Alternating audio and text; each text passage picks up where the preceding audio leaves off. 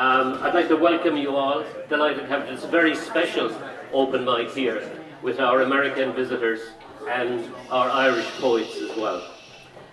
It's a very special open mic in another way, in that Sheila Fitzpatrick has brought in her famous poetry chair. So we're going to ask everybody to sit on the chair to read their poem from the chair. And she'll explain the history and how that operates. So look at, as I said, you're very welcome here to Limerick. I hope you enjoy your stay here. And you're in a very famous part of Limerick, the White House Bar, which has a literary tradition going back to 1954, when Desmond O'Grady first began poetry readings here in this bar. So it's a great tradition, and we've been keeping it going since then. First to Barney Sheehan's White House Poetry Revival, and lately, in the past couple of years, for the First Wednesday series. So I'm going to hand you over to Mary Immaculate, who's just going to say a few words before we get into the reading properly. Okay. Thank you very much, Dominic. I'd just like to say thank you to all, to Dominic, Taylor and Darcy for who isn't here, especially who make this possible. I have very fond memories, as Nat has, of a similar reading years ago in Galway at Over the Edge. And I just thought when there were fellow poets at the American Conference for Irish Studies in Mary I, that it would be nice just to express the kind of community that naturally exists between poets from different parts. So thank you very much for this, and for continuing that tradition of exchange of everything that poetry brings to our lives. Thanks, Mary. So I'm going to introduce you to Sheila Fitzpatrick O'Donnell, whose project is the Poetry Chair. So she'll talk about that, and she'll introduce the poets who will read first the Irish poets, then with the American poets. Okay? Hi everybody, welcome to the White House in Limerick. The Poetry Chair project. This is the Poetry Chair, and it has been travelling all over Ireland since 2014. That was when Limerick was City of Culture. And the most famous poet that sat and read from this chair was Barack Obama's inaugural poet, Richard Blanco.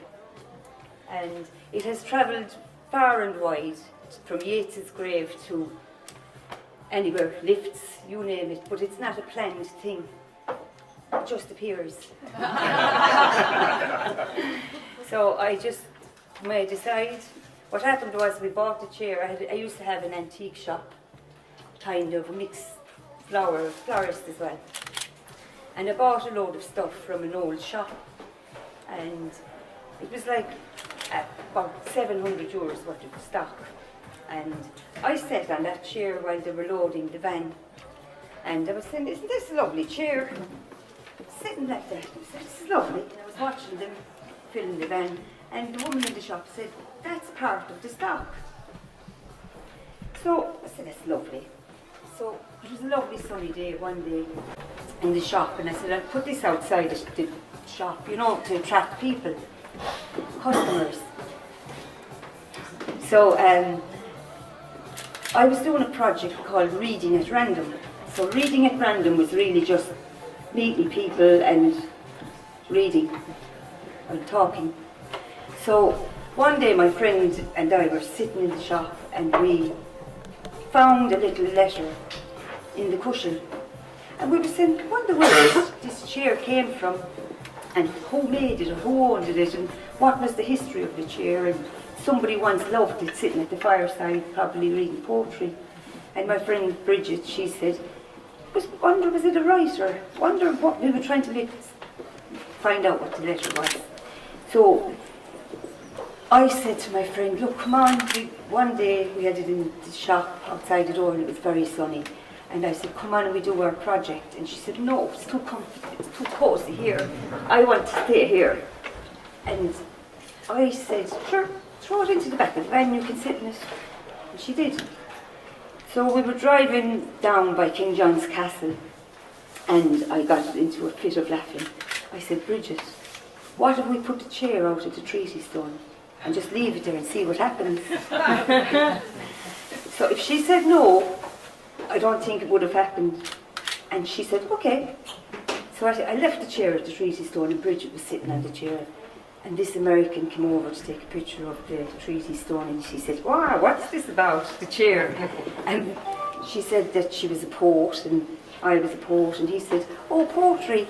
Well, I remember my granny used to tell me poems. So we said, would you like to sit here and tell us? And then there was a few Chinese came along, and they were taking pictures of the Americans and us. And it turned into a kind of a thing. And then we went to King John's Castle. We wound up at Yeats's grave. So what we did was we had books. I had my books, and in each town and village we travelled to, we would get the petrol there, we would stay in a B&B and buy our food there, meet people and have a story session at the end of the night. And that would get us on to the next village. So it was great, we had a great time. So now, the last time it was in Estymond, and the local matchmaker sat on the chair. I didn't know who he was, he was telling us stories, and he had 5 letters. He's old school, he doesn't do the computer. He had 5 letters to go to New Orleans, Canada, America, whatever part. And he was telling us stories from this chair about all his matchmaking. And people started asking us more about it. So we like Sandy, the American poet, was giving out her cards. I was telling stories. Loads of people were sitting in it. And then the matchmaker said, this is a travelling chair. And Sandy said, I'd like to take it to the 3 states, New York, Connecticut and New Jersey. So we're getting a bit of funding, hopefully, and we're just seeing what's going to come of it. We're going to see will this chair get to America, and hopefully we can tell all the Americans about G tonight. So what I'm going to do is read you a little poem. Some of you may not want to sit on the chair. You can just stand next to it, just hold it there, or stand. You won't get the full experience. So if you want to sit on the chair, you're more than welcome, and just relax, because we're all just at home, sitting around the fire, telling stories. We have to sit on the book as well. You know. So, this is the story. I have loads of stories of the poetry chair, and this is one that's in a poem. The chair was invited to Winterfest in 6 Mile Bridge. So this is a rhyming poem. It's a ballad. The poetry chair. 'Twas in 6 Mile Bridge at Winterfest, the poetry chair invited guest, sat silent by the mill bar door, and attracted poets by the score. When asked, what's the chair about? I simply said, sit down, don't doubt.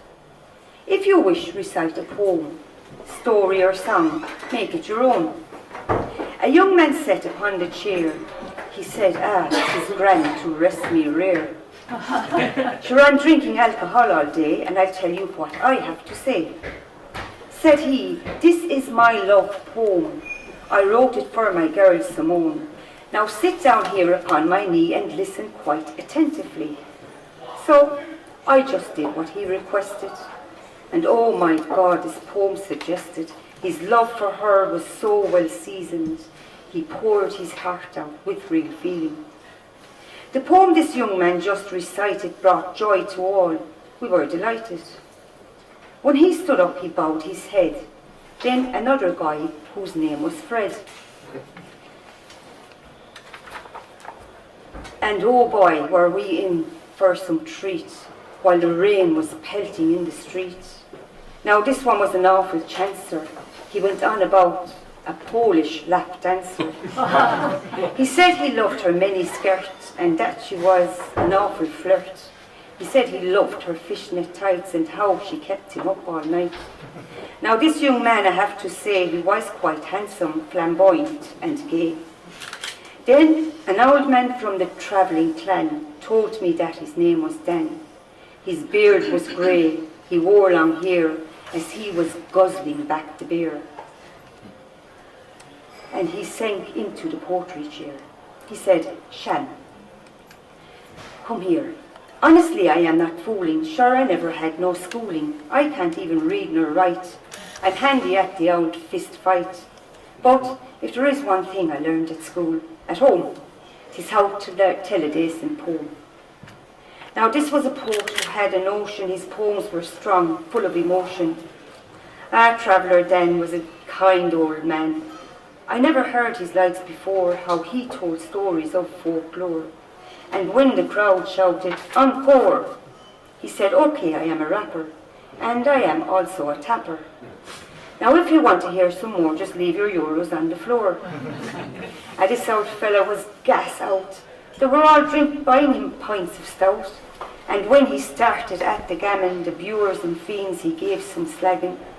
He told a story about his mother and how she often fooled a buffer, then took us to the Balna Slow Horse Fair, where he purchased his first piebald mare, and also met this young one there, with lovely legs and brunette hair. He said, I think her name was Mary Ann, and that they slept in the back of his highest fan. He boasted about his brother Mick, master of the three-card trick, the way he earns his gammy grade and is well known to the shade. Now this old fella made my days, he got up to go away. He made me laugh, he was so funny, the way he picked up all that money. He raised his glass, took one last slug, then he gave me a friendly hug. He complimented the poetry chair and said he loved the County Clare. He blew a kiss, then made a wish that we may meet again somewhere and sit again on the poetry chair. Thank you very much. Next we'll have one of our visitors, an American poet called Natalie Anderson. So I just want to thank Mary and Dominic and Sheila and the whole group of you for welcoming us here. This is such a delight.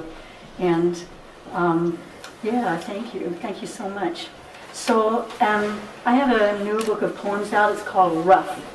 And there are lots of roughnesses in this book, but I guess its origins come from a year when a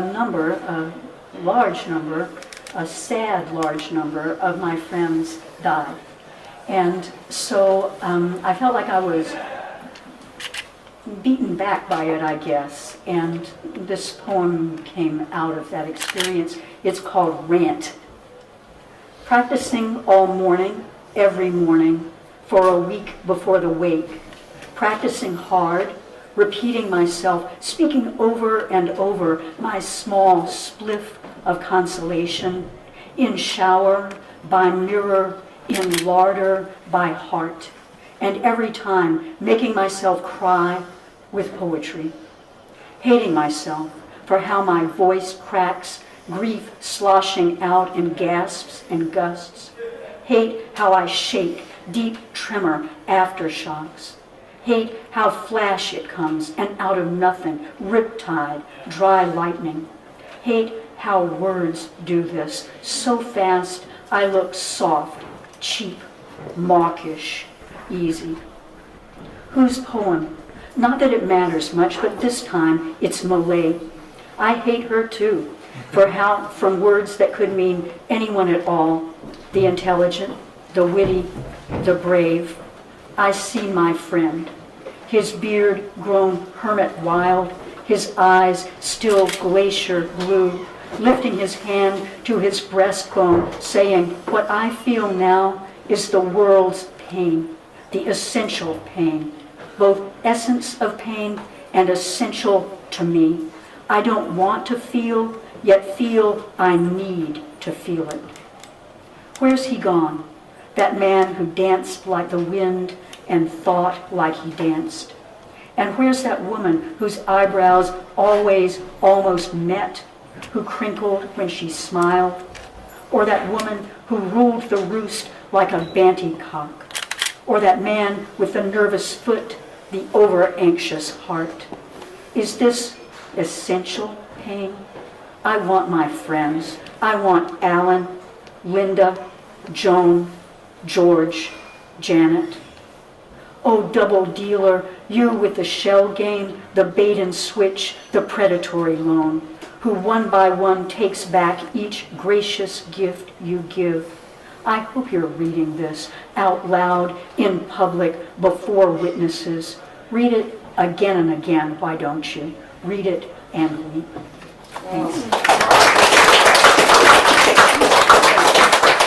That was beautiful, beautiful poem. Now we have our Irish poet, our very beautiful Cora Peters.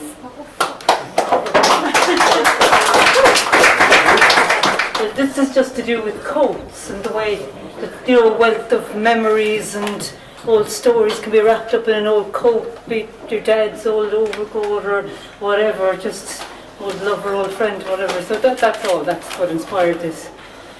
So I thought it was you when I saw your cashmere coat at Christmas Eve on Bond Street, and I followed you.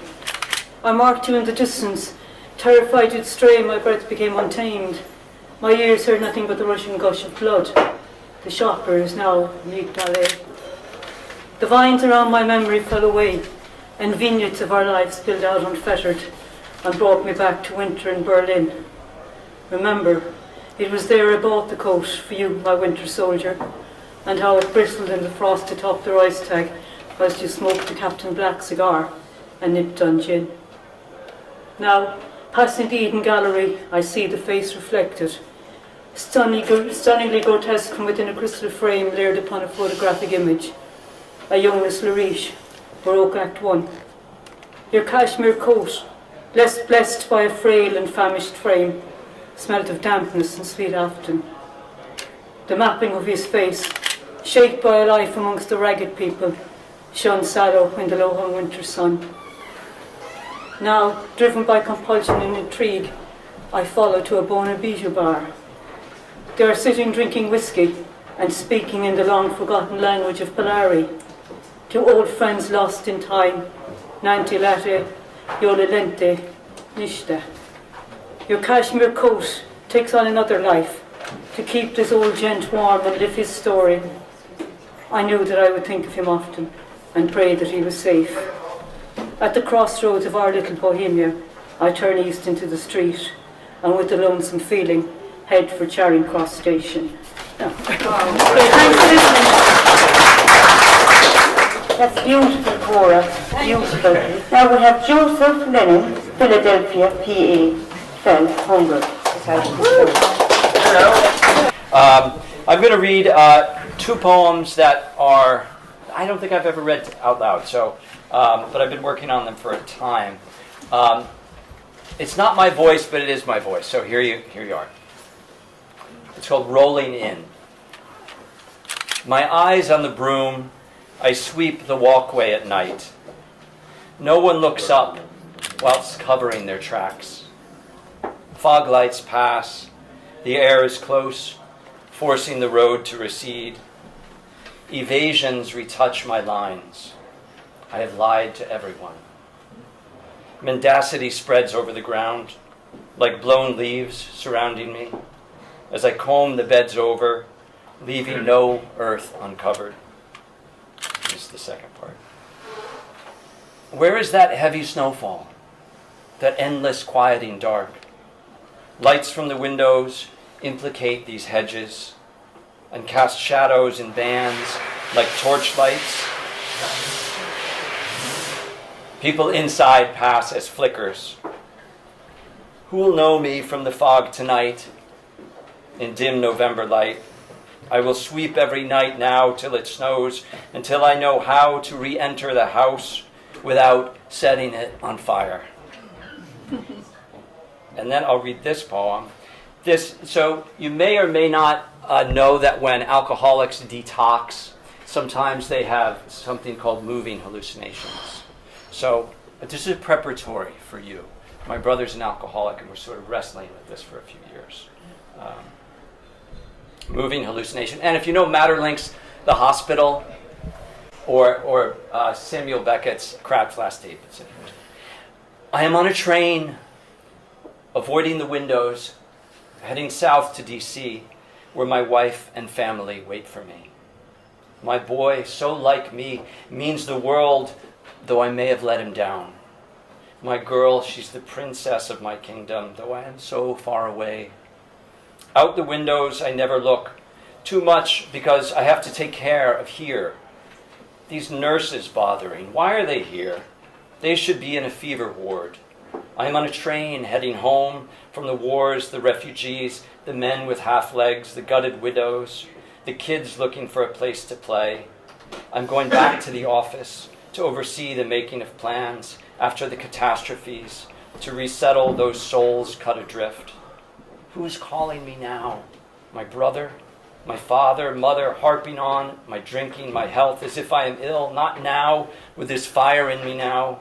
Why do you pester me? Pat me down. Why am I in this gown? We are speeding into a tunnel, and the train has no eyes, just black lights, and I am a fisherman again, in high waves, grieving after killing cormorants on deck with a shovel, thinking their wings were broken as they beat helplessly, unable to take off. That was absolutely beautiful. Next up, we have our very own Kieran O'Driscoll. Oh, chair. So I want to address, oh, chair, may I sit upon you, even though I am about to recite prose.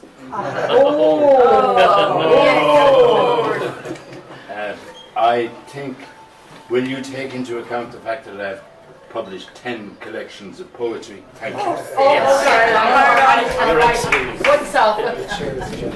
Yes, it's accepted. This is from my latest book, which is a novel called The Golden Ass. And I'm just going to read an excerpt which should take exactly 5 minutes because I timed it several times today.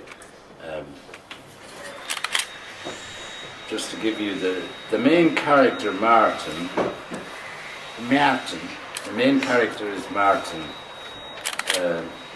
who now, at this stage of the novel, calls himself Henry because he thinks he's a person of interest to the police in a number of European jurisdictions. He goes to Rome and meets Hilary, a rent boy in his 20s. They begin an affair. Things get difficult, and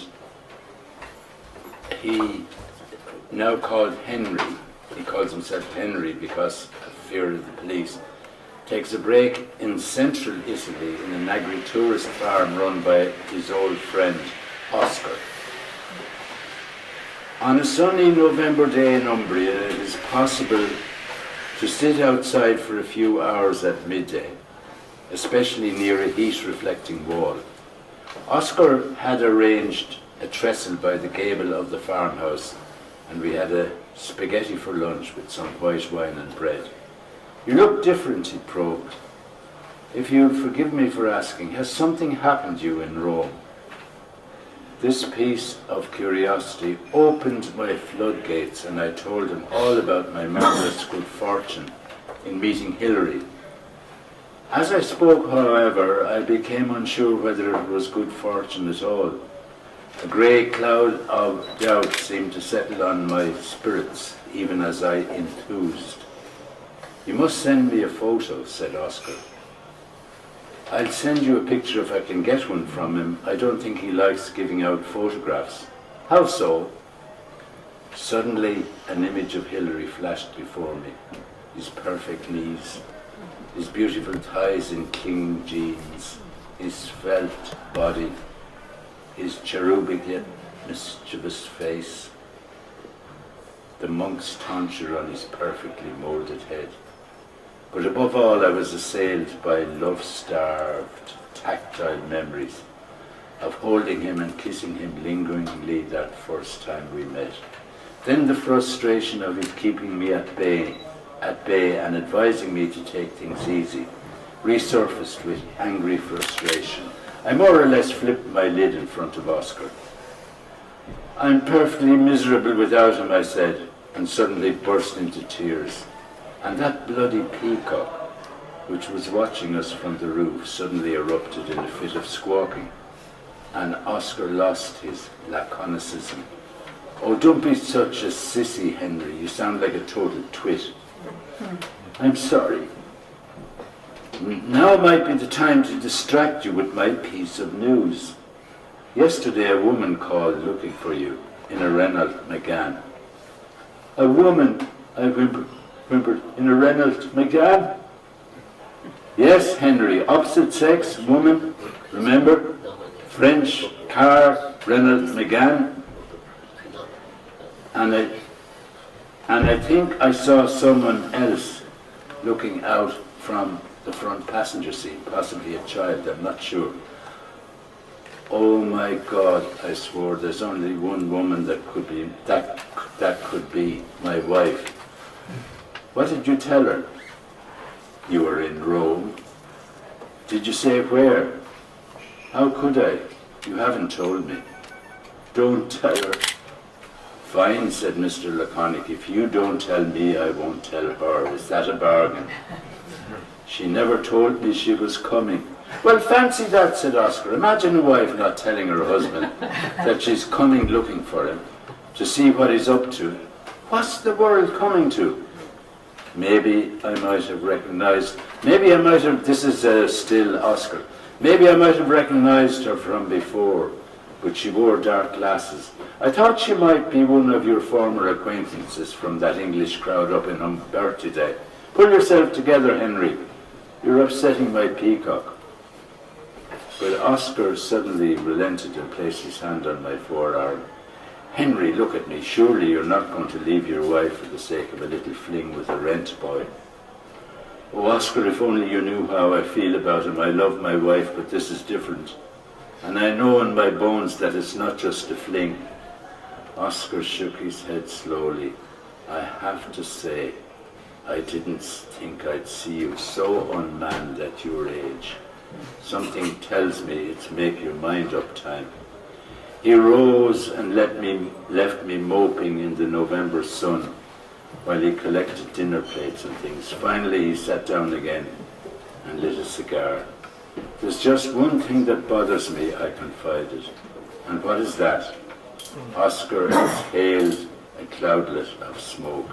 He keeps telling me I'm a good person, that it's what attracted him to me. And the truth is I'm fed up being a good person.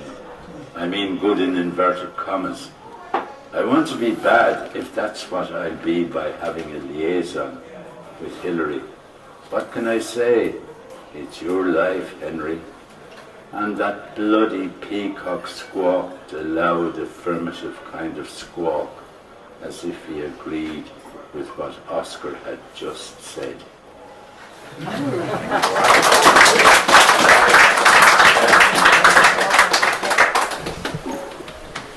Thank you, Chair. Thank you back. Well done, Doug.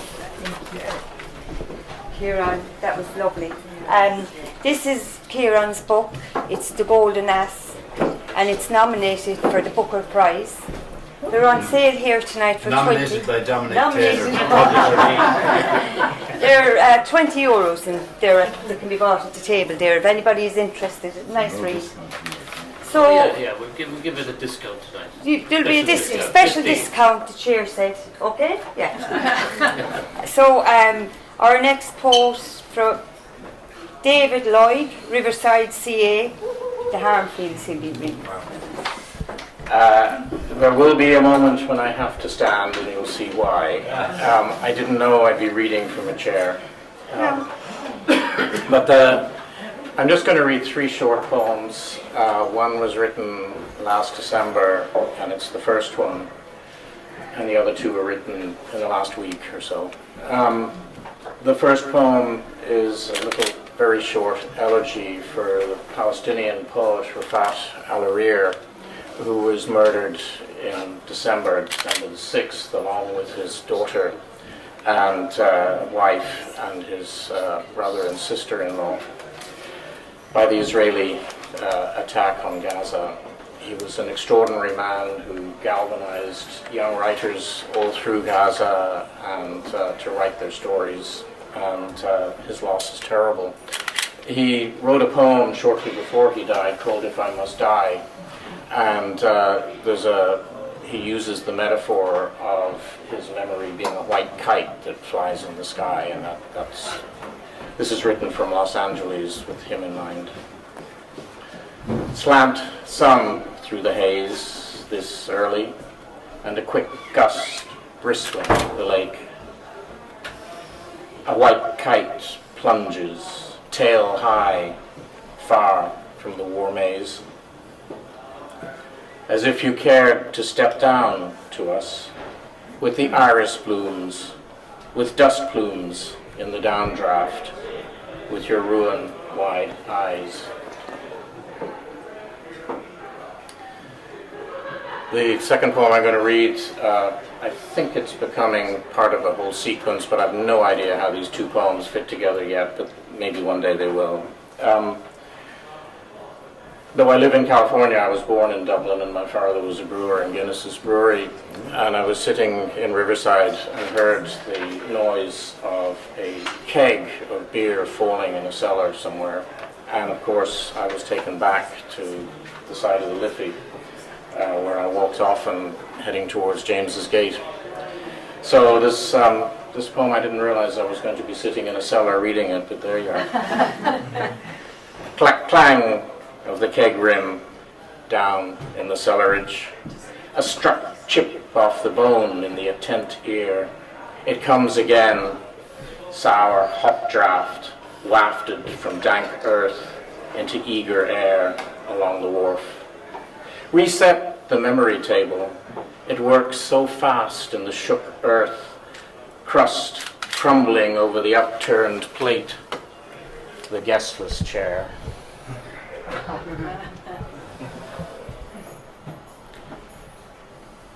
This is perhaps, I think, maybe back to Gaza. Bent words flared to embers in the mouth. They weigh on the tongue, laden like meat on the slab. Ash filter sifts the bone wine. All the untenanted graves, corpse pits bared to the deadly blue of the sky. All around, a white song chirps out of the clinker. Where? War we are, wages on, and on, and on. Thank you. Okay, the next Irish poet is Jess Hendy. And after Jess, we will have the American poet, Ed Madden, Columbia. Hello. I don't ever really have a theme for my poetry. I just kind of write what I feel, I guess. It's an easy way for me to communicate my emotions. On a good day, the river runs calmly, slowly going down the stream, the water glistening in the sun, the ripples barely seen. On a bad day, the river is seen belting, racing down the stream, the water grey and muddled, ripples swirling fast and mean. Whilst on a rainy day, the river fills higher with every drop, the water overflowing, the ripples left behind. The weather controls the river, like my emotions control my mind. The brighter days lead to a calmer place in my mind. My thoughts seem straightforward, my problems far behind. With every steady breath, my lungs can feel the air. The happy days are nice. I feel free, as light as air. The cloudy days are harder. My mind is filled with fog. My thoughts bump into each other. My problems feel so big. The air feels so heavy. My lungs struggle to breathe. The more angry, anxious days, I feel imprisoned, begging to be free. The showery days leads to feeling quite alone. My thoughts, they turn to tears, my problems begging to be fixed. When my lungs struggle to breathe because the air is damp from crying. The sad days, the tears run down my face, while I tell myself, I'm trying. But the thing about the river is it never stops flowing. It reaches the mouth where it's devoured by the sea, but it keeps on going. And while my emotions and thoughts break me down some days, they eventually all end up in one big pool that is the past, where they slowly float away. Ooh, well I'll sit and tell you. So I recently published a book called A Puka in Arkansas. What is a little gay kid growing up in a fundamentalist Christian Irish American family in rural South, but a shapeshifter who's trying to figure out how and where he fits. I also like thinking about the puka as any kind of encounter that takes us places we do not know and are not prepared to go. I'm going to read 2 little poems. I also have lots of retold fairy tales, so I'm going to read one of the fairy tales and then another little poem. And I am going to stand. I just feel more comfortable standing. So, again, all of the fairy tales had titles, but I thought, fuck it, they're all just fairy tales. So this is fairy tale. What you thought was a wolf was not a wolf. It was your father, mother, brother. You did not remember what big teeth they had, what claws. When your father died, the wolf was at the door ready. The wolf wanted you. The wolf wanted you to love what you couldn't have. The wolf made you beg. The wolf made you hard. The wolf said, good boy. The wolf said nothing. What you thought was a wolf was not a wolf. The wolf was a darkness beyond the fence. Once there was a boy who left his door unlocked, asked you to bring a friend and hold him down. You did this. Later, after it was over, he thanked you. Later, a year or so after, you heard he died, a heart attack, and no one found him for days. What you thought was a wolf was not a wolf. The wolf is in the mirror. The wolf is at the door. The door is unlocked. The wolf is a man sleeping, surrounded by flowers. He smells better than you remember. If you kiss the wolf, he will wake up. Not the one. I am not the son you wanted. I am not the brother you wanted. I am not a birthday on the calendar. I am not a photo on your wall. I am not a postcard you won't answer. I am not listed in your phone. I am not on the right side. I am not in the pulpit. I am not in the pew. I am not how you imagined it would go. I am not a story you can tell. I am not the latest news. I am not who you thought I was. I am not the way it should be. I am not the moral of the story. I am not riddled with guilt. I am not covered in sores. I am not unaware of the irony. I am not the difference between then and now. I am not in your Venn diagram. I am not a good fit. I am not good. I am not good enough. I am not at the wedding. I am not dearly beloved. I am not the circle of life. I am not an uncle. I am not a place at the table. I am not a vase of flowers. I am not a mylar balloon. I am not just driving through. I am not just stopping by. I am not around much. I am not someone you asked to stay, though you did once so I could help. I am not trying to earn my place. I am not obedient. I am not telling you what you want to hear. For years, I was a folded note in my father's wallet that he didn't know whether to send, and then he sent it. I am not responding to that last text message you sent over a year ago. I am not someone who writes home anymore. I am not someone who goes home anymore. I am not stuck in the past. I am not letting go of the past. I am not very rational about this. I am not this. I am not that. I am not one of those or one of them. I am not one of us. I am not one of you. I'm not handsome, I'm not wholesome, I'm not holy, I'm not coming home. Wow. So our Irish poet is Patrick Glenn, and after Patrick Glenn we'll have Mary Immaculate Westport. Yeah. This poem is about a man that spent all his life trying to find his roots and someone to settle down. And he, as far as he's concerned, he has finally found it. And it's called Places Loved Ones. Yes, I have found the place I can call home. This is my place, my ground. Here I shall stay. I have met that special one who has entered my heart, claimed it for her own. To find such a person proves dreams come true after all. To build a home, to love, bare your soul, in this place I find peace. Even if this town can be dreary, when I am away, I miss them, this person, my place. Thank you. I hope you're all enjoying yourselves. You will be until I start. Okay, I'm going to read 2 poems which will be in my new collection, which is going to be about Eurydice.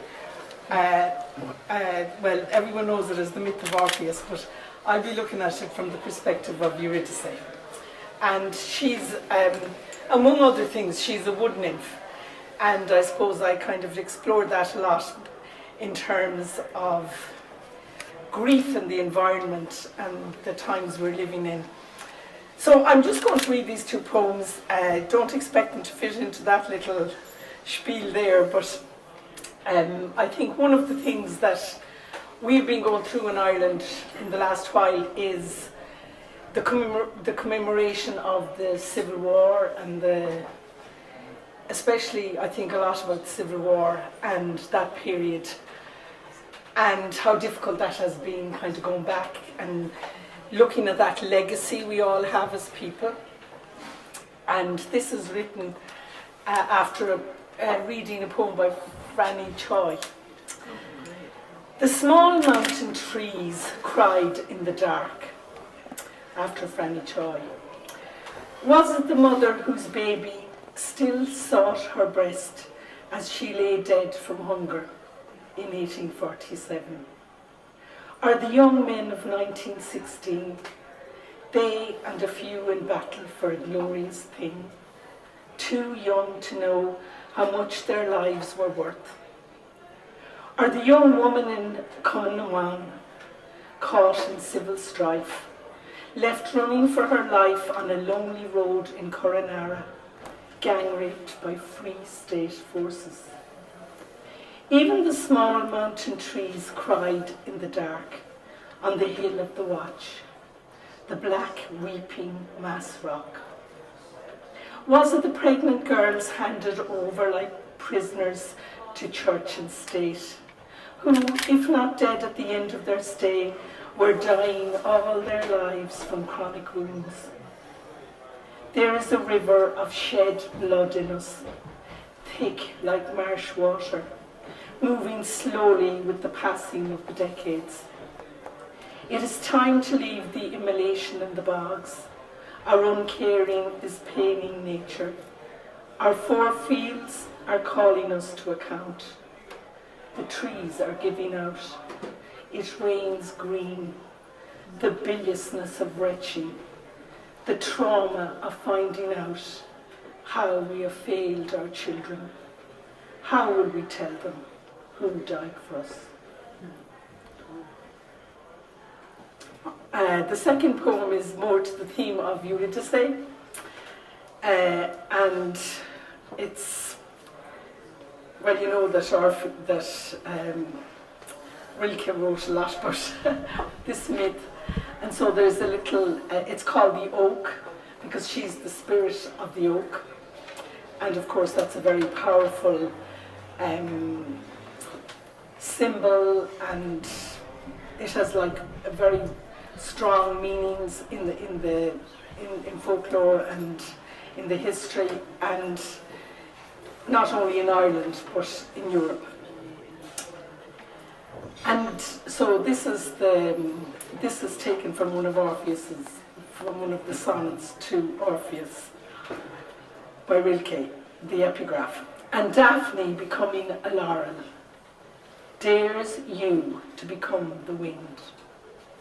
And this is a poem about somebody I knew very well who died at the end of COVID in Kinvara, and whom I knew very well, that I was very friendly with. And Eurydice, becoming an oak, dares me to become the wind of change in this world, of music at the edge of fear. The grasses tremble in the summer breeze, and a lark rises defiantly with her song. The dark wrack on the foreshore of the causeway shimmers in the sunset. I told you I would paint it all one day, the pockets of silver in the black. And there you are, a Mother Nature, presiding over the project, guiding my hand to find the glimmer on branch and bone and roots and ever hopeful rhizome. Thank you. Next up we have the one and only Shanachie storyteller John Carew, and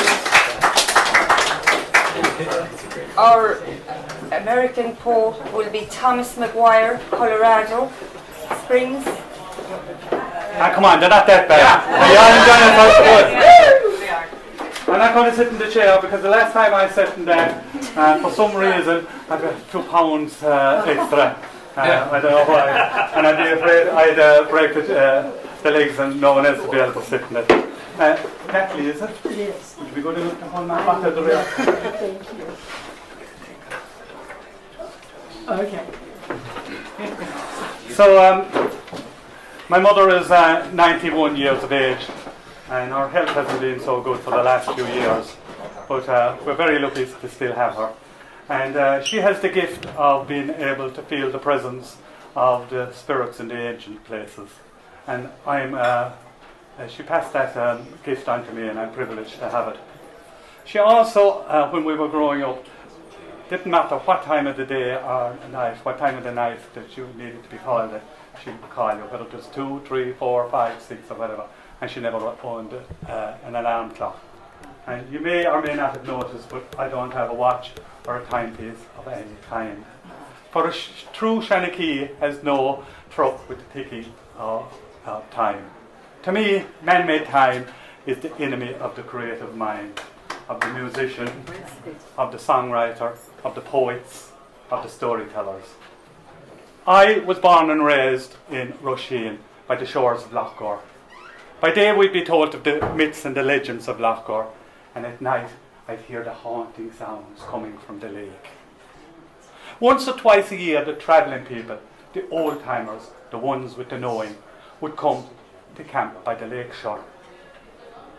My mother would fill their billy can with tea, and another with milk for the children.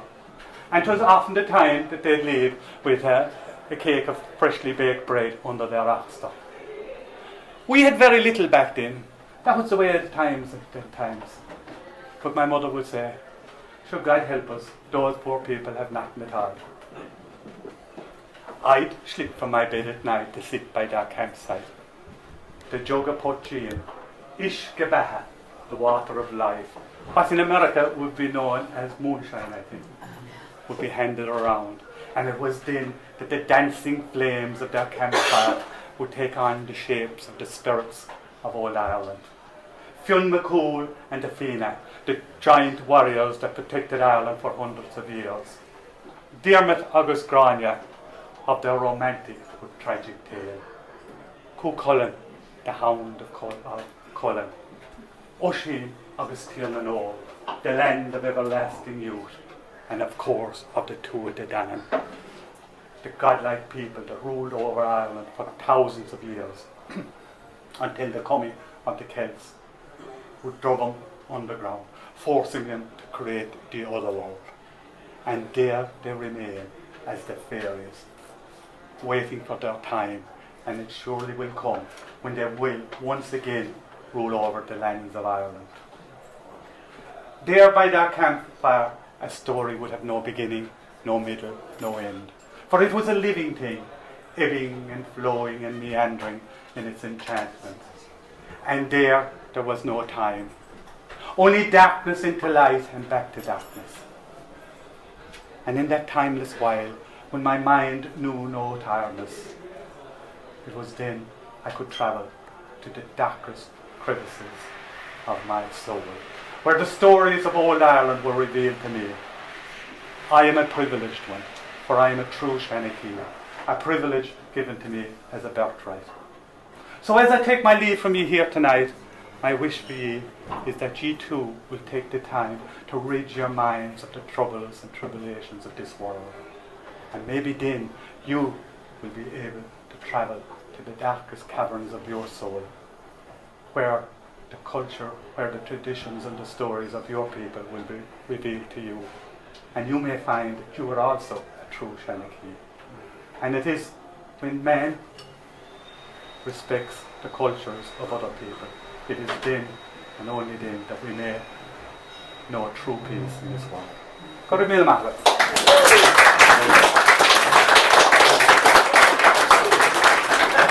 And Dominic, you published one of my poems about 10 years ago when I taught at Mary I.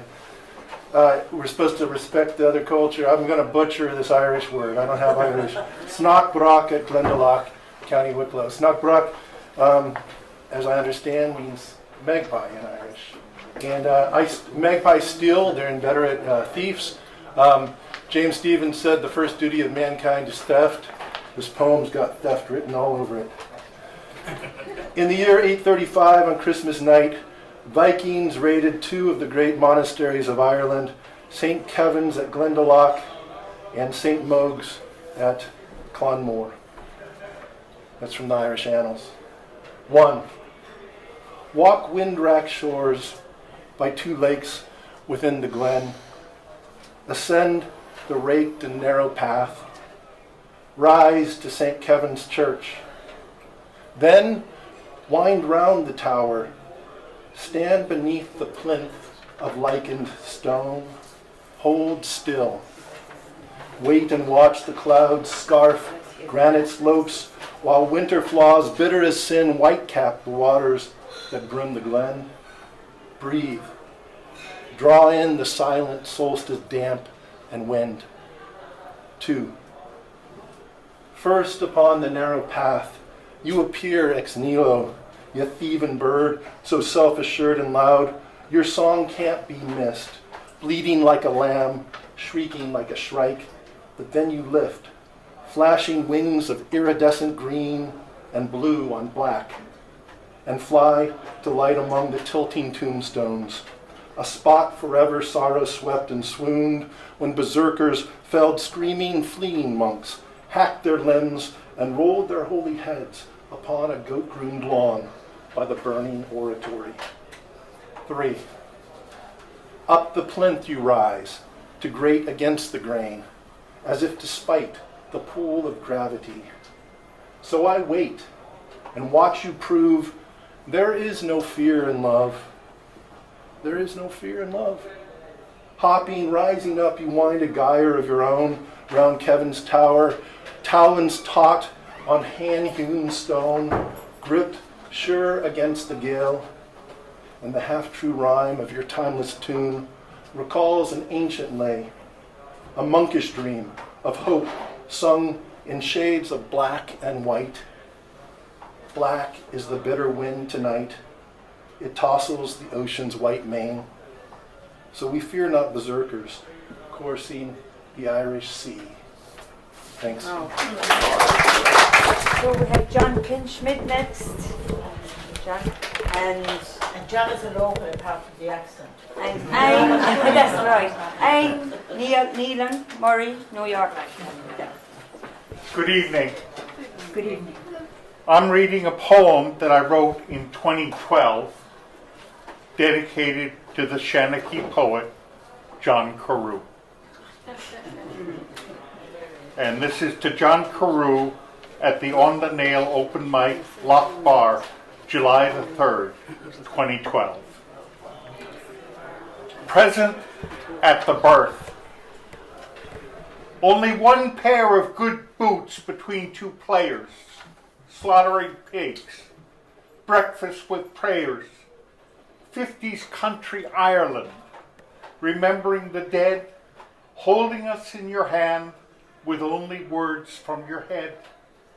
How lucky to be present at the birth that night, when glory on the pitch became glory at the mic.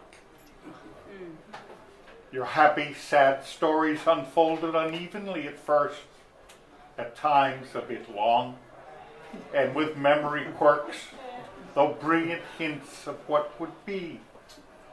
Playing with audiences, a letter from the Queen, a talking tree, John B.'s black-hatted, mighty-sticked Bull McKay granting himself free.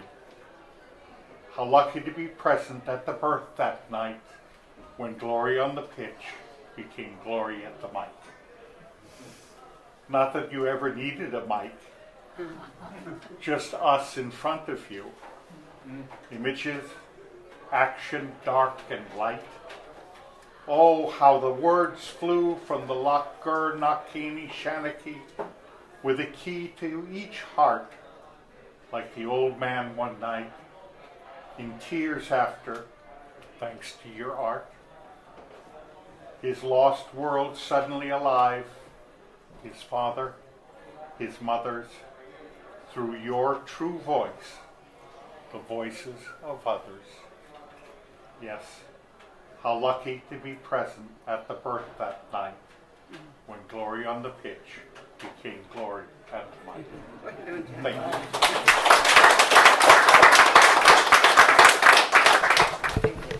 The Ireland chair of poetry. We have the Poets Laureate, but it's the Ireland chair, so I feel like we're all Hey, really sit for your picture. okay, yeah. Yeah, so I'm always really in tight sneakers in these situations because at least over the last few years I've written longer work. So I'm going back to a 2-minute deadline here. And so I picked it's a kind of like a part 2 of a poem that I'm going to read tomorrow in our ACIS reading. And it goes back to over 35 years actually. I got invited through a Montana Artist Council grant to do a poetry workshop in a transition house for the mentally ill. I don't know if that term is familiar. It is used in Ireland, transition house, but the people who can't live on their own but have mental problems. And I had no skills to prepare me for this, but I had the people there welcomed me into their lives in ways that I could never ever get away from. And once you've experienced that, you kind of in this sacred space that you can't violate. But this is a poem.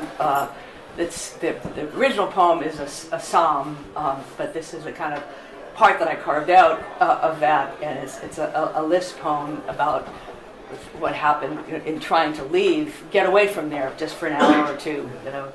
So anyway, it's called Saturday Night, Trying to Abscond from the Transition House.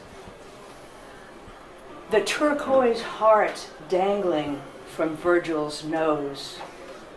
The alliteration I told him to use more sparingly when he wouldn't stop pestering me for poetic advice on the front porch. My exultation at the resident counselor finally showing up in her silver sedan. Our giddiness at getting away, as if the traumas of the mentally ill could be tied like cans to the rear fender, giving off sparks the second we split. The iffiness of the sky as we headed out. The rumbles of thunder slowly accumulating along with the miles. The buttes finally rearing up. The terror descending. The booming and cracking. The lightning striking the summit of butte after butte, making each one look like an altar on which someone was doomed to be sacrificed. The window wipers swooshing like mechanical angels' wings. The rain pounding with such momentum and intensity that we couldn't see a blessed thing. The Mack truck we dreamed up out of fear would be hit from behind as we waited out the onslaught. The storm finally moving on. The rushing of water into the gullies. The rivulets forming. The trickling and dripping all around us when we finally open the windows. Beautiful. Next we have the lovely Tommy Hanley. And after Tommy, Linda Norton from Auckland. Yeah, next. I like sitting down. But it can have your mind. Anyway, this is a story I wrote a long time ago. When I started going out, socialising, there's that time it was all big dance halls, big show bands, and they went different around the country in places. You know, the big show bands and the big dance halls, there'd be thousands of them. And this is about one of my first trips to the dance hall in Drumkeen, which is a big hall between Tipperary town and Limerick city. This was it. But anyway, I wrote this so you don't understand how I got on there. It was a lovely bright evening when we arrived at the dance hall. A hazy evening, like you'd expect for the month of June, and this was only early April. Anyway, the big band took to the stage at 11. When they struck off their first hit, there was a frenzy across the hall to ask the girls to dance. You see, the girls would be all on one side, and the boys would be on the other side. And the very minute they played through, it was like that race in France or Paris, the Le Mans, they run across the trying to get something. I was taken by the crowd of fellows who run by dance to a good spot down the hall where I had a long parade of girls to ask. As the curtain turned from the end of the hall, facing for the stage, then I saw her, the girl of my dreams. And as I whizzed, or the stampede whizzed by her, I asked her to dance. She said, no. I was broken-hearted. I pushed my way off the floor to the side of the hall, where I met what I considered a wise old neighbour. He must be wise at his age. He was 23. I told him my terrible news. This is all true now. I told him my terrible news. But you have to ask her 3 times, he said. I looked at him in amazement, and his wisdom, and above all, he was giving me hope. How do you mean, Pat? I asked. Well, it's like this, he said. The first time you asked, she didn't see you, because she was looking at the fellow her dreams. The second time you asked, because she is still there, it means the fella of her dreams has chosen someone else. And this time, she will have a look at you before she says no.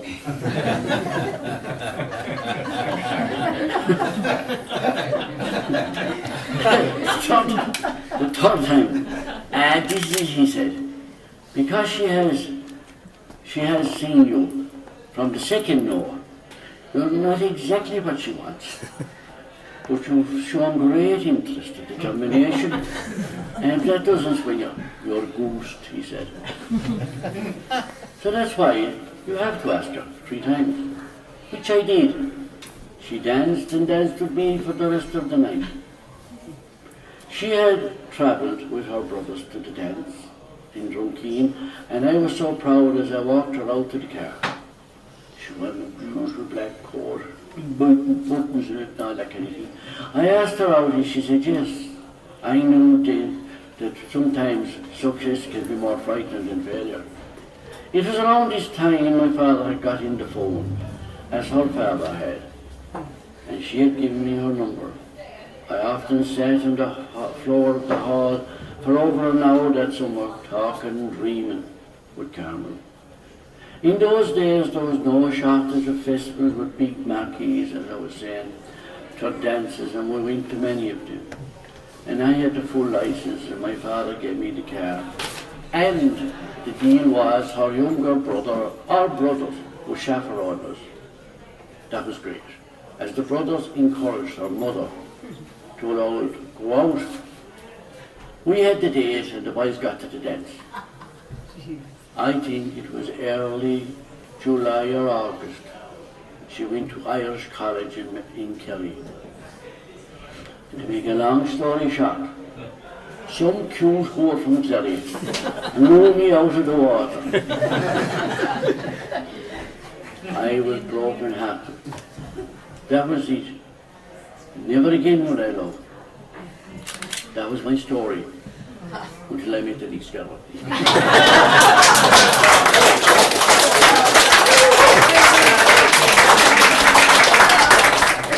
Can you hear me?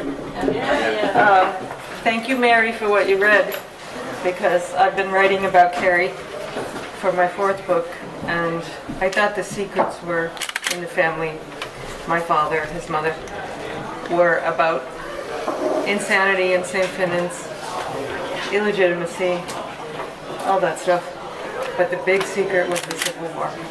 And I was looking in some books after reading Linda Connolly's work and watching symposia for the anniversary. And there was nothing in the index for rape. So I'll leave it at that. So thank you for acknowledging that. So I'm going to read 2 short poems, and this is from my first book, The Public Gardens, and this is for Fanny Howe, and really all my work is for Fanny Howe, who has been my only mentor as a writer. Patterns for Errands. This is coming from a knitting manual that was so downbeat that I couldn't resist it. It was so bizarre. And the epigraph is, we could paint semi-darkness in semi-darkness, and the right lighting of a picture could be semi-darkness. And that's from Wittgenstein, Remarks on Color. These islands lie off the west coast of Ireland, as if nothing matters. The people have lived here for centuries, with only a thin covering of soil over the surface. Great use is made of the seaweed, the cattle swimming out. The women here are justly famous. They weave their own tweed and make a type of belt called kris. The heavy Atlantic seas, the slip stitch, the difficulty of the patterns are never written down. Most impressive and rich, the trellis pattern and the rope, the tribute to the hard-working bee. But sometimes their knitting shows mistakes. With a true Irish touch of nothing really matters. A careless nonchalance of the crossing of their cables. And note mistakes in the simple patterns. Forked lightning or cliff paths, small fields fenced with stone, the ups and downs of married life, the mosses. The open work has a religious significance or none. Sometimes the clarity of the pattern is lost through the use of very fine wool. Green from the mosses, brown from the seaweed, gray and cream color from the stones and pebbles. Many are distinctly overbaubled. No matter, they are too lovely to be lost. Wool and knitting leaflets can be obtained. In no case is the whole pattern given. There are certain gaps and yawns, and part of the pattern is left out as if it doesn't matter, or was too lovely, so was lost. Some of the simple patterns are charming for children's jerseys. This one, for example, would be lovely on a child. And the second poem is, so I trained to teach online, thinking that I might move to Ireland and teach online at San Francisco State, where I was teaching. And then the pandemic happened, and I was recruited to teach online at ATU Sligo. So for 2 years I couldn't come to Ireland, but I was in Ireland as a teacher. And these were all procedural poems that I made from stacks of books on which I perched my computer when I was having my Zoom sessions. So this poem also is made from lines from other people's books. In the book, the little gatherings of all the people who led to the poem are also kind of poems. And this one is for my friend Alice Lyons. We're reading on Friday at the People's Museum with Ellen Dillon, so come to that if you feel like it. It's also for my friend Tyrone Williams, who died. Hi, Tyrone, who died in February. Great poet. And it's dated 6/24/2020 on the death of a friend of a friend. So somebody, an editor wrote to me and said, "Do you have any poems?" And I said, "I don't know if they're poems. They're these things I've been making in loneliness and desperation." And she said, "Are they political?" And I said, "All my work is political. It's all pressurized by politics." So, and this is really dedicated to Eileen Hughes in Sligo, who was the friend who died. Thinking, drinking, drinking, thinking. I never knew which came first, thinking or the drinking. Psyche, as always, recovered herself. As an artist, you learn these lessons all over again with a vengeance. How different the world looked only a few hours ago. "We are seven" echoes in my head like a nightmare of responsibility. We are homesick for the key to a canon of delight, a situation which is too foul to be the subject of a tragedy. And it may be an immense relief if it can be shown that one's life has the pattern, rather, of a tragedy, the tragic working out and repetition of a pattern, a worthwhile flavor, or red, or salve. Every procession ends in a funeral and goes away on a boat. whenever a book ends, silence as its stewardship had ceased. Thank you.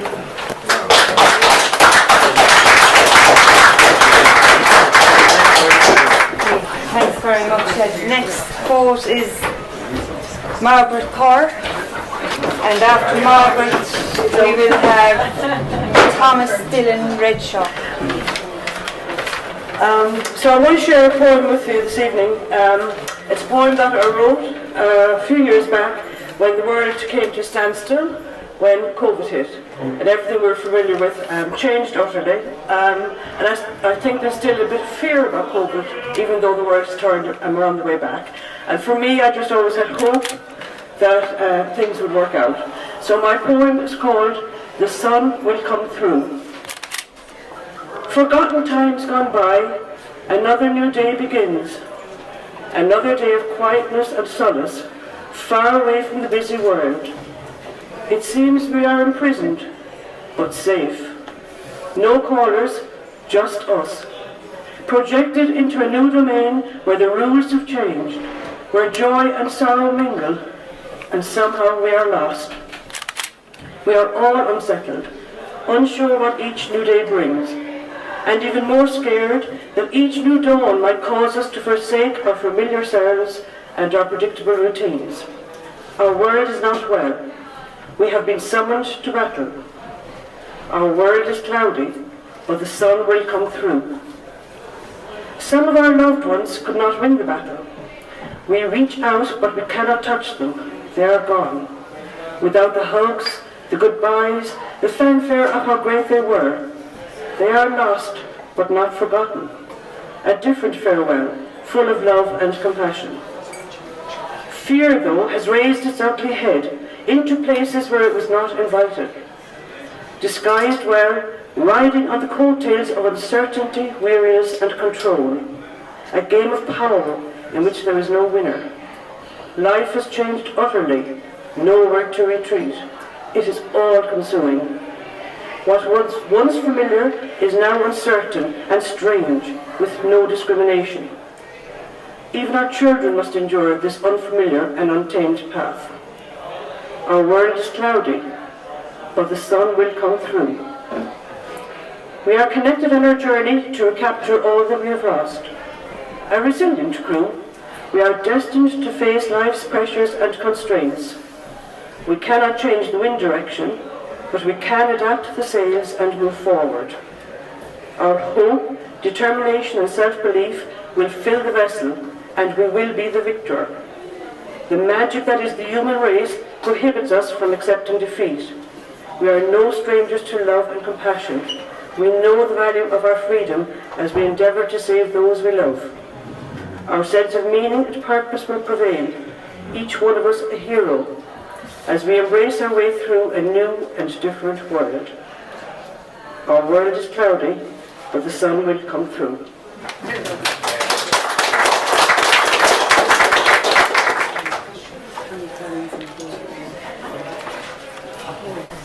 The first poem I'm going to read is a very early one, and it's in a go, which is a selection from my 3 collections over 40 years.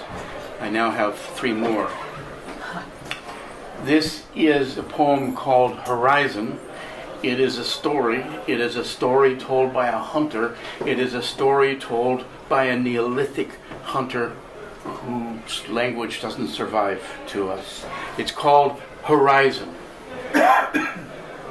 Our first fields were flat as cloud, brown as the clouds were grey, wetter than the rain the clouds gave, yet where that light rose always, but did not burn, there was a straight edge where strangers stood still again, their blue cloaks nearly whispering in the wind they followed. So we moved, bones stiff with the cold, the muscles of our thighs and backs glistening. We moved naked and cold, and they started off into that light again, and we went after them. So you might have seen us stop, move off, You might have watched us bury our skins, our packs of grain and meat one by one under oaken staves marking our ground. You might have tracked our bare feet as we waited silently for one of them to drop off what we discovered to be an horizon, to fall off into dark earth and sink away, leaving one of us a tumble of blue cloth or an amulet we might swear and bleed over. That was how so few of us came to this sea and saw them float brightly away into the sun, that for the first time grew all round, all gold.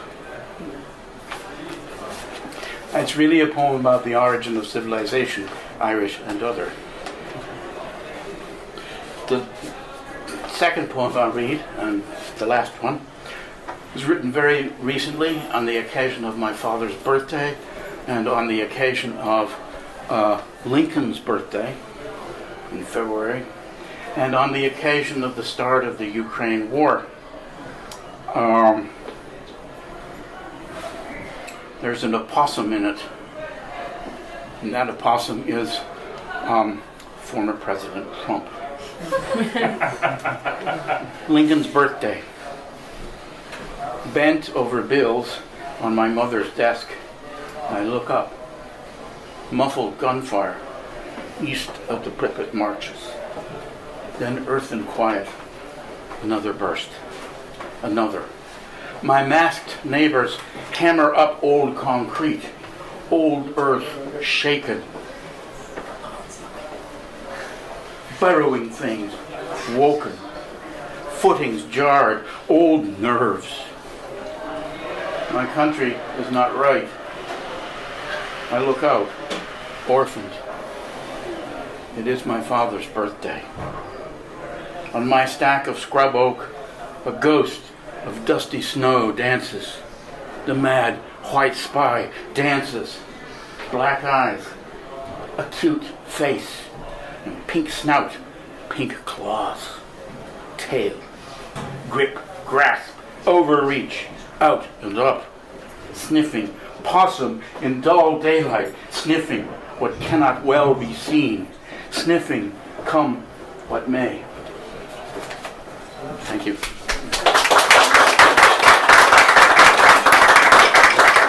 Well done. Next we have Tommy Collins, and then after Tommy we'll have David Ray Vance, San Antonio. So what I like to do is read poems in Irish and then in English. I wrote this one after rereading the first collection by Scottish poet Ali Whitelaw. So I kind of stole her style a little bit, but with less bad language. So I'll read it in Irish first and then in English. Nuair is fila agus daddy who stoppin tú will or lachnach ser versiachta gan ein cean litrica na lein funkiocht is gan ein is agat cachan na veg an deis agat an don sin na lei avarish na ravine na gano hanachor hi ar fad de horchach tror dit an asnav agus targian tú tí an pian na vi an úsáid agat mar lauravark agus de laura no tí é a cahar coma Onus meg an deis ake scriblá a chlachta agus onus meg an deis agat ceachta vúna Gnéana mé pictúr ar fá per bán ach ní ar fá per brac agus ligint worth nach raibh tú ag léamh faoi bhór ile ag déanamh brón ag bás amáthair Tráchtas alíonn tóra eile ar an géadú ar a háin an ilbhíosta arthaí nu a cuid muthacáin le an bhenapáis coga féin bharú inscne agus cearta agus stopan tú bhfuil á rud éige nua a scríomh nach muinean rud is anmh le cé chur duchreite ionta agus atá sí Ons gur féidir as airí is an monitor a aimsú anis agus í an a héanaar chu staire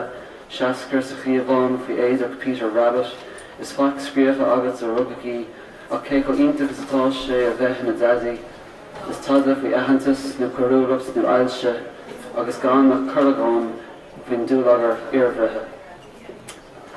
Being a poet and daddy means pausing in the middle of a page of free verse with no capital letters or punctuation and not knowing when you might get to attempt that poem again, when it is missing all the landmarks that would usually guide you along the way, and offering up the pen that you were using as a bookmark, and offering too the A4 notebook so that baby can use it for all her scribbles, and so that you can use the moment to teach that we can draw on some paper, but not on books.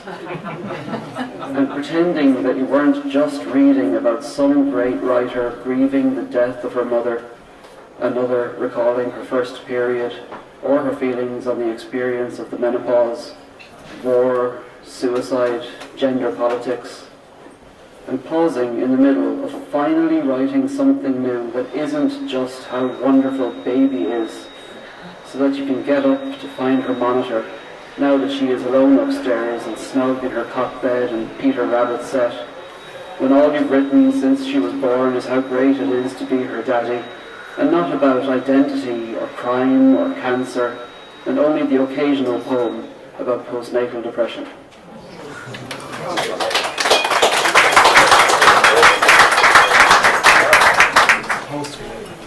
It's a real pleasure to be here. I'm glad to get to be particularly out in Limerick, which is now my city. I live just a block and a half from here for the last 3 days, and it's been a joy, and I've been sneaking around pretending that I'm actually from here, and nobody seems to notice. So I didn't know that I would get the joy of sitting in the poetry chair, and it feels momentous, and I fear I will regret my choices, as usual.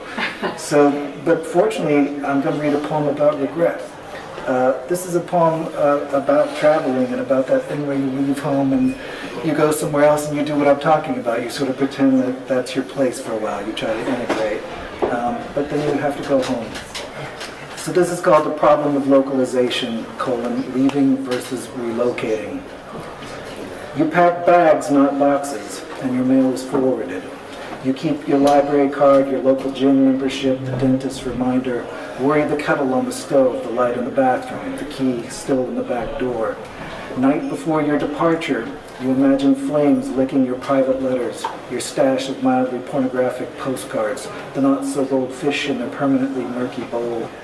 Next day you park in the long-term lot, the long and short of it, relative to cap fare you might otherwise have spent. In the airport lounge, you scrupulously mind your own business. Even as you hand over your ticket, you plan, hope, desire, expect to see again all you leave behind, including the regret which follows you down the swaying gangway and onto the airplane, only to jettison itself midway through the in-flight flick. Don't fret, it will be waiting at the terminal upon your return, wearing bunny ears, strap-on goggles, and a leather aviator's cap, dragging behind itself parachutes of blood.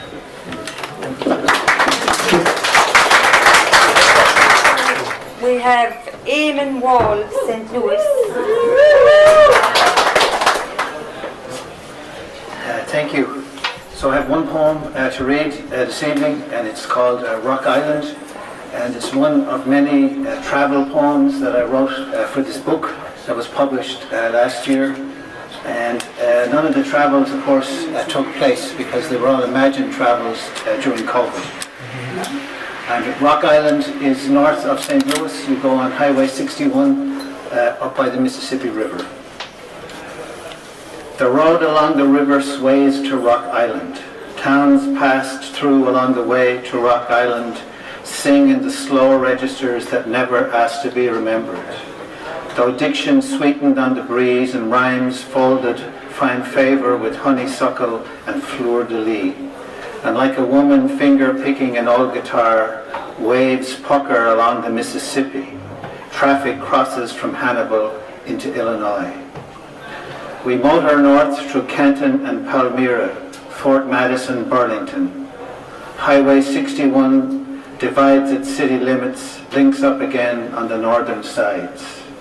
The children read names with such precision, it seems each place name is now a legend raised on a Roman scroll. Cities then drop like moisture dried from asphalt after furious thunderstorms.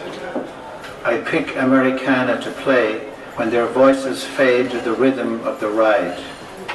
Is it right to think that the gifted left Keokuk while shut-in citizens settled in for Friday fish fries at St. Joseph's and bowling bingo Saturday nights at 8? In a far field I take heed of beds of grasses bowed near the trunk of a cottonwood.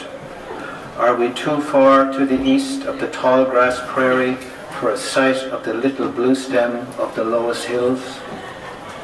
Remember that road trip, I call out above the music, but my family is asleep. I am quite alone, no longer careful. So I cry to the wrenching lyrics, a loved man among strangers. South of Muscatine, soft lines of light are crossed by the flight of water.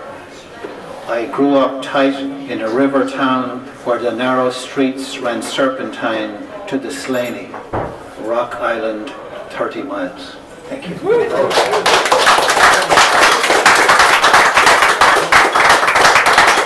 there anybody here who would like to read, who didn't read? Thank you. I had actually come tonight to read a poem in honour of my father, who had passed away only last month. And this poem I had actually written the day before he died, unaware he was going to die so soon.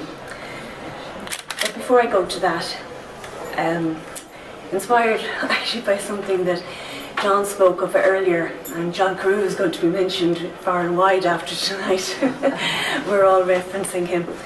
But the aspect of creativity, and I would just like to acknowledge the opportunity of such nights as tonight, because I haven't written in many, many decades. And on foot of an invitation to go to an open night, I met with John and Sheila and Tommy and John and many others. And I found myself inspired. And I'm going to just read a very short one. All my work is very short, you're glad to hear. But this has kind of been what has spurred on from that night in Kilmallock Library, and such positivity and encouragement that was shared. And thank you, Sheila, and thank you, John. Night thoughts. It is the misfortune of some ladies of years to be woken in the night by their bladder. Though perhaps indelicate to speak of such things, you will be glad to hear that information is only for understanding. Why a lady would be awake 5 or 6 hours after her weary head had hit the pillow. Having returned to her pillow, said head, still yearning for sleep, is often prevented from its slumber by a thoughtful mind, who, like a toddler, now woken, is full of beans. This random space in the night can often be frustrating, as the thoughts are not wanted at this time, especially if related to something that cannot be addressed to action just then. They simply add another to-do to tomorrow. But sometimes creativity flows through those minutes or hours till finally the fulfilled mind relaxes to its slumber.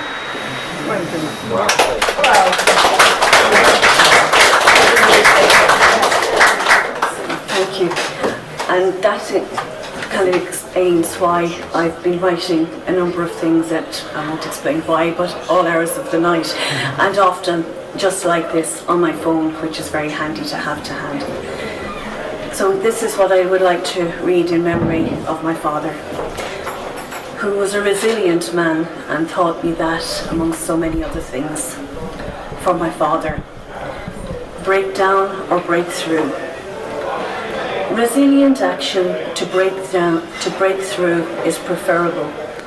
If one can gather the strength of so many threads to hold oneself together and find the next step. Sometimes that step is sideways or even backward before at last having the right fabric mix to move forward. And sometimes one must simply but solidly stand. That is all the movement the situation allows or needs. All these options are preferable to break down. A collapse of the situation and oneself. As you lie on the floor, you see the unraveled threads of your heart and hands' work tumble about you. Thankfully, one can regather the threads when in the healing balm of time and hindsight, you feel your strength rise again. Thank you.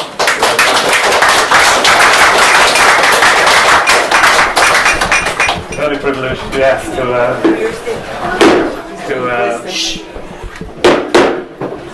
yourselves, or you get a whack at the bat at the reactor. So it's said that Irishmen pray to three gods: the Father, the Son, and the Holy Ghost, but that he is only one true God, and that is the land. John B. Keane, in my humble opinion, one of Ireland's greatest playwrights, captured this perfectly with his powerful play, The Field, in which his character, the Bull McCabe, would have stopped at nothing, including murder, to have the field which he believed was rightfully his. Some few years ago, I was privileged enough to be in the Honeyfitz Theatre in Loughgore, where the Loughgore Amateur Dramatic Society put on a wonderful production of The Field.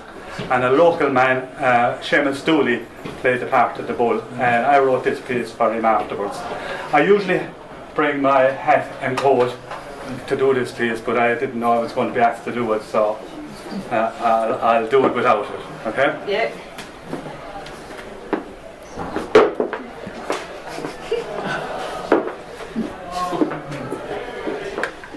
You can look at me now, disgust, as I suffer for my sins here in the flames of hell. And why would I not suffer? For poor men must sin to have what is rightfully theirs. Poor men will welt their hands and cripple their backs for the land, and there are those that would come and take what was mine. The field that I nurtured with the manure of 7 heifers, and ye say I have no rights. God, I tell ye this, no man will take what is rightfully mine. These flames of hell are hard to bear, but bear 'em I must, for what is a man if he doesn't stand for what is his? I'm not alone here in this abyss. There's the widow butler, still dressed in black, and she a whore who would take the money of a black stranger and leave me without my field. Mick Flanagan, the conniving bastard, honest auctioneer, does no such thing. Didn't he take blood money to keep his mouth shut? His wife made me here too. Her husband wasn't the only man she lay with. Yes, Father Murphy, that righteous man, who dared to preach of greed and wrongdoing, and he that would take the innocence of a passer-by. Poor Willie Day must suffer hell. His greed condemned the bull to this torment. Willie's wife here too, for no man should have to suffer the torment of a woman's crazed mind.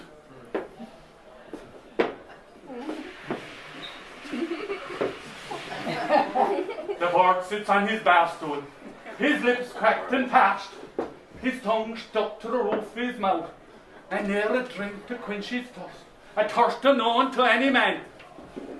Aye, we're all here now, and at their pleasure must suffer for their wrongdoing.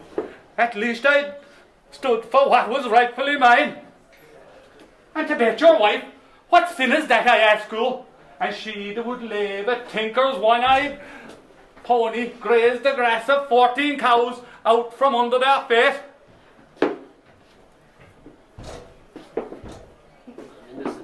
I am me by. That's what you think. I tied me by. Why didn't I show you a different way? But you understood the importance of the land.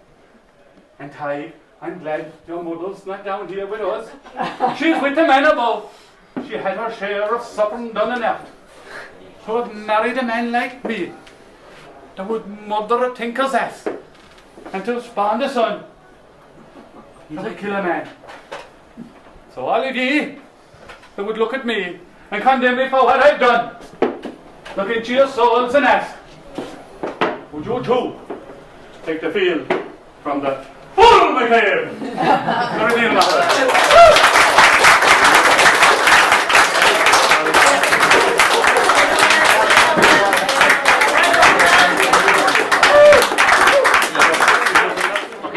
think that's the end of the night. It's been really an eclectic night.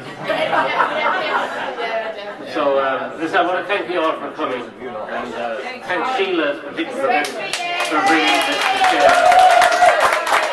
And especially thank all the people who sat in the chair. Those who spurned the opportunity, your homework is to go home and write a sonnet on the night I spurned the opportunity to sit in the poetry chair.